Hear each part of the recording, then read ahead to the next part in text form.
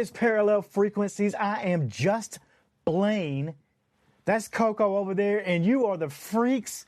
Welcome back. It was a weekend. What'd you do this weekend, Coco? I can't even remember at this moment. Right? I have no idea. Yeah. A whole lot of It was one of those, huh? Yeah. Yeah, it was. I mean, it's been a day already. Like I even said to you earlier, I was like, it's still Monday? I couldn't believe it. I know. It's just been one crazy thing after another. Guys, I just have to be honest. The technology, we're running into issues. And so I'm on like 4 different screens, all trying to make this work so I can record with you today. And so I apologize if I look a little scattered. I'm looking at the camera and I'm looking at Blane down here and I'm looking. So it's a little crazy. It's just a little crazy right now, but it's okay. We're here. We made it.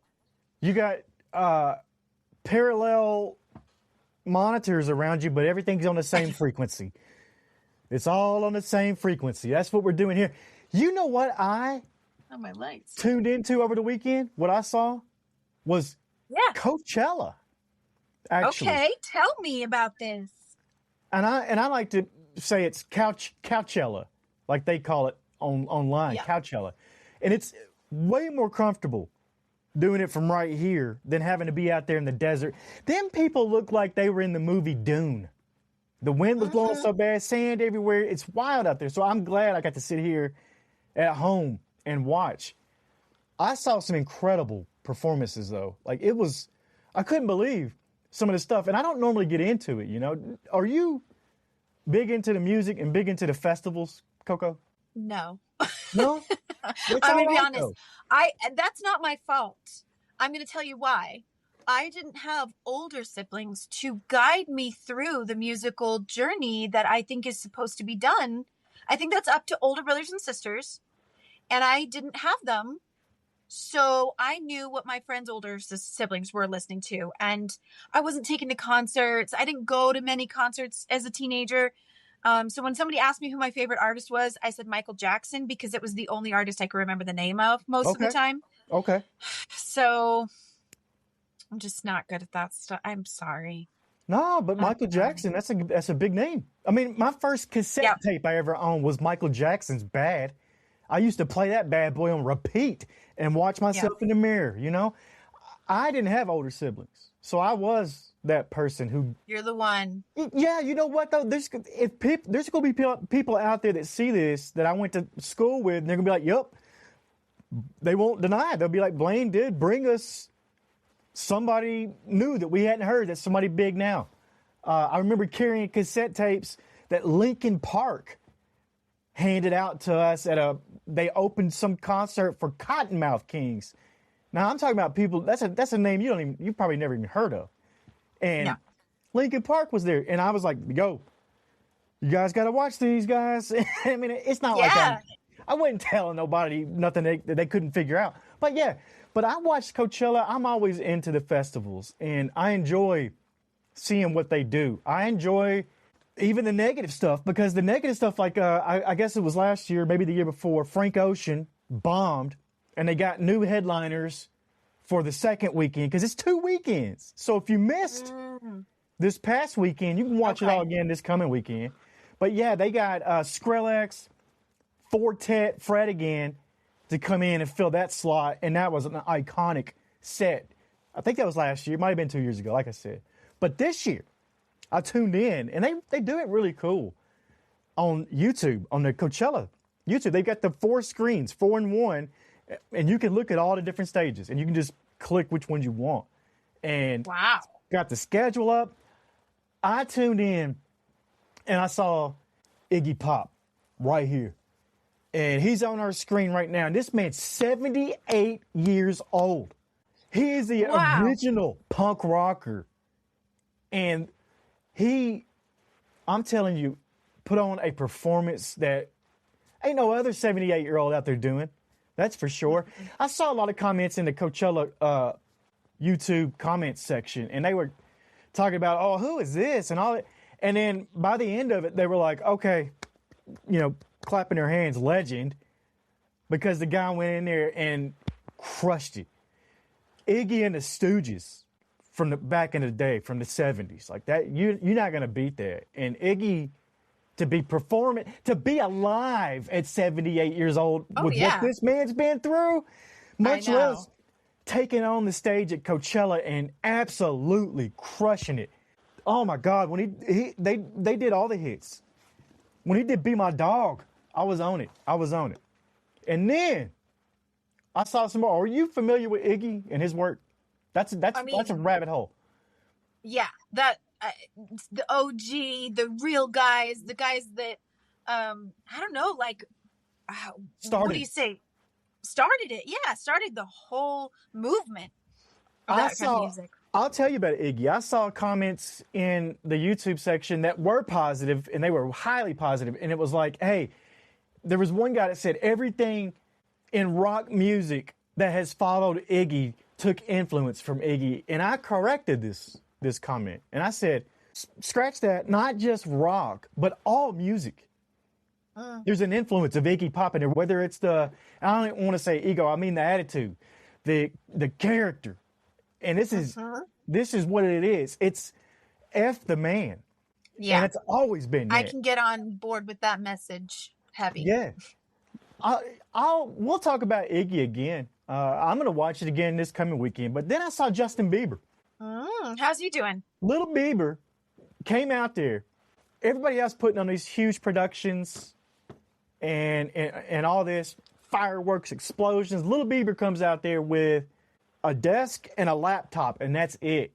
And he's playing videos off of YouTube, and here's the thing, it's controversial. People are like, oh my God, this guy, he made $10 million to headline Coachella, highest paid ever. He did that without an agent, by the way. Okay. So there's one piece of this puzzle before we get too deep into it. And then you got people out there saying, oh my God, this was low energy. This was low effort performance. But then you look at what he played and you look at the things he did, and he was so intimate and engaged with probably 100,000 people that I would say just the opposite. I think he crushed his performance. He played all the hits. He played what the audience wanted. Yeah. Okay. He sang songs that he sang like Baby, like one of his first songs from when he was literally Little Bieber. And we saw him. He was singing that on stage. Here's something else, too, that people aren't necessarily thinking about. And there's some business in here somewhere. But Justin Bieber sold his catalog a couple years back for a couple $100 million, right? With him playing the videos off of YouTube and being able to perform the songs means that he didn't have to get a band and didn't have to get the licensing to play his actual music from who owns it now. So I think there might have been a workaround that he found, a loophole, to be able to give the people what they want and not put money in somebody's pocket that already has too much. I know. It's a fine line between, is it insane or is it genius? Yeah. Watch it this weekend. If you missed it, he'll be on Friday night or Saturday night. Check the schedule on Coachella. One more performance I got to talk about, and I don't normally do this. And what I mean by this is pick up my phone in the middle of watching something, and it be, I think it was 11:30 at night. It's late, and I'm texting everybody I know. I'm like, oh my God, guys, you're missing history right now. All right, like this is a historic, an icon. It's going to go down as one of the greatest live performances ever. And it all came together a couple months. I don't know. It's been a while, I guess, but it's Trent Reznor and Boys Noize. 9-inch Noize showed up to Coachella without anybody really knowing what to expect and this and that, and put on the most gothic rave from hell I've ever seen. Boys Noize is electronic music DJ, and Trent Reznor is just a genius, if you ask me. And once again, I'm going to point out something. Trent Reznor was 60. He's 60 years old. Oh. And commanded a crowd, commanded an audience. And sure enough, the headlines the next day, everywhere I look, iconic performance, historic performance. All the words that I used were used to talk about Trent Reznor. Atticus was there. His wife, Trent Reznor's wife was up there singing with him. And I'm talking about, you got to hear all the hits, like Closer. We know, everybody knows Closer. I wanna you like an animal. But they remixed every song live. And it was Boys Noize remixing Trent's vocals as he sang. I'm telling you, this weekend, it'll be Saturday night, Sahara Tent. If you're not in that Sahara Tent, you can be on YouTube watching it. And I'm gonna tell you, if you don't, and you want to be a part of something, it gave me chills. I don't normally get a bunch of chills watching that kind of stuff. So yeah, 9 Inch Noize did it for me for Coachella. Yeah. It was, all right. I mean, I'm a huge 9 Inch Nails fan. You know, like Trent Reznor's always been a genius to me. And he made all the soundtracks and stuff for Tron. They even did a Tron part in the set. They did a Tron part where there's red and lasers and this and that. It's wild. I'm telling you right now. What else is wild is it is Movie Monday. And the movie we're talking about today, it's got a vibe. And it's got a soundtrack. And it kind of goes along with my Coachella talk. It's a great segue. Or an awful one, whichever way you want to look at it. Which, sure. But Sinners is what we are talking about today. And it's a movie that I said coulda, shoulda won the Oscar and all that if it would have come out any other year except for one battle after another dropped. And that's what happened. And what did you think? Because it's been a while. You didn't watch this one right off the bat. You just recently watched this, Coco. Yeah. We're trying to get all these award-winning and award-nominated movies that we've kind of missed or that we're late to the game to, but we're plugging them into our schedule now. So I'm glad we got this one on the schedule because definitely wanted to see it. I wanted to see it. And it kind of goes along with the newer horror movie genre that's sort of it's sort of like drama horror. I mean, you know, when Get Out came out, it kind of created this whole new genre, I think, where people are like, oh, this is a horror movie, but this is going to show up in the award season because it has this whole other element, you know, more meaningful, more character development, more than you usually typically see in a horror movie. So I think that's what we're seeing with this movie for sure. I think the creators and stuff here are Jordan Peele did the Get Out movie, and then you got Ryan Coogler, who directed and wrote Sinners. So you got some powerhouses right there. But I think what we're doing, and they're tapping into, is it's almost making us feel nostalgic, but it's in a genetic memory kind of way. And you probably know more about that kind of stuff. I don't know how they're tapping into making us feel like we're in this environment, but there's something about it, and it's not just introducing you to its world, but it kind of assumes you've already been there. Like, we're expected to know the rules of Sinners. They're not laid out for us, and we happen as a viewer, if you watched the movie and you enjoyed it, you knew what they were doing. How? How is that, you know? Yeah, historical accuracy matched with really in-depth, character layers. I mean, it spends a lot of time before kind of the mystical, supernatural part of the plot line comes into it. It really takes its time setting that up, like Jim Crow era, Mississippi. How do these characters know each other? What past do they have? In-depth emotions are happening with grief and the experiences that they've had together, especially with the twins' relationship to each other, but then also their relationships to significant others around them. It's all set up really well before you even get to the part where, well, now we're going to throw in this other element, which as people come into more of an awakening, I hope they're understanding that although that this feels like fictional, it's not quite as fictional as we were led to believe as children. We were taught there was a big difference between fiction and nonfiction, and now we're blurring those lines quite a bit when we realize there's a lot going on in this world that's not seen, that's unseen. So, maybe literal vampires don't exist, but The folklore has been around for so many centuries in so many different indigenous peoples around the world. How can there not be something to it, right? They kind of open that up in the beginning when they talk about the folklore. You know, in the Irish community, they called it this. In the African world, they called it this. And there's a word for these folklore mythical creatures that we just don't necessarily have an explanation for. So it kind of blurs the lines between what's real and what's potentially just something we don't understand yet.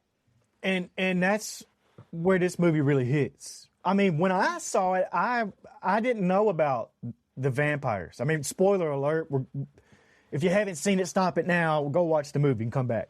Yeah. But I didn't know about the vampires. I was one of these early watchers of the movie. And the ones that were word of mouth, oh my God, you got to go watch this movie, Sinners. And so I'm watching this movie not knowing anything about supernatural stuff coming. And that might be why it hit me even harder, because I'm watching it with a different perspective. And let's not dance around it, because the movie is soaked in racial tension that never fully gets announced. It's not somebody yelling racial slurs every 5 seconds, or it's more way realistic than that. And that's what we're talking about, the realistic part of this movie. You know, it's who gets believed, who gets protected, who gets sacrificed first, literally. Yeah. And check this out. The characters aren't always reacting to racism in real time. They're anticipating it. They feel it coming. That's a different kind of pressure. The whole movie, the vibe, the tension, the atmosphere is tension. You know, and that's what got to me. And then you realize when it's over, it's halfway into the movie, at least, if not longer, before we even get to the vampires coming in. And then you're like, oh my God, racism, we don't even have what? Like, that's the least of our worries at this point. Like, we got to worry about succumbing to that, or, yeah. Yeah, actually, the question here is, are the vampires the biggest threat? Because while, yes, they are a big threat in that they are killing and then turning this group of people into vampires, but their side of it, or their pitch, I guess, is we don't care what race you are here. You'll be accepted, everybody. We will become one. Your thoughts and feelings will become my thoughts and feelings. We will all understand each other. And by the way, the main vampire says, you were never going to last here anyway. Yeah. The clan was coming for you. They were never going to let you open this juke joint here. Like, just letting you know, there's a threat to you outside of us, and they walk around in the daylight. They're not just waiting for nightfall, right? Yep. And so that kind of begs this question with, like, actually, and again, spoiler alerts, if you guys haven't watched the movie, what are you doing here? Because we're gonna tell all here.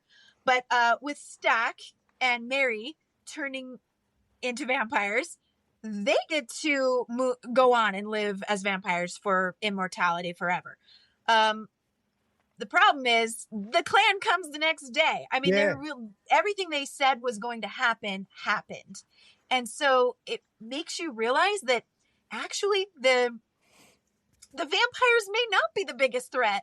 I think that the white people that were turned into vampires at the beginning in the first part, they were improved upon by becoming vampires rather than being clan members as they were originally. And that's where this movie gets real slick.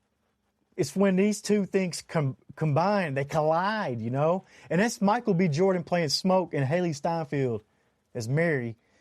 Mm-hmm. But the vampires don't feel separate from the racism. They feel like just an extension of it. Like, what if the monster isn't invading the system? What if it's just revealing what was already there? And that's what you're talking about. Because think about it. Who do the vampires target first? Who do they move through the easiest? It's the same people that society already made more vulnerable. That's not a coincidence. It's by design. And that's the real scary part here. It's not the scariest thing is in this movie is not getting bitten. It's realizing this, you know? Yeah. And the themes of race and the complexities of that, I love how that's shown even before the vampires show up in Mary showing up to join wanting to be a part of the juke, wanting to be obviously in love with Stack, wanting to be a part of his life and figure that out. But the reaction that they have to her is, you've got to get out of here. Yeah. And why? I mean, I think somebody who is ignorant about race and the very complex histories behind all of it would be like, I don't understand. Why wouldn't they let the white people in their joint? Why wouldn't they want Mary there?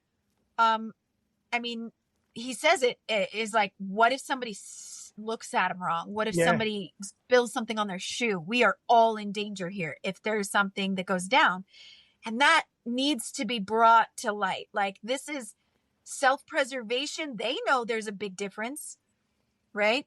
I'm going to throw this out there for the freaks. I'm going to throw it out there for you too if you want to answer it. But it's going to be a tough one. This is an uncomfortable question. But that's what we're going to do here at Parallel Frequencies. We're going to talk about this stuff.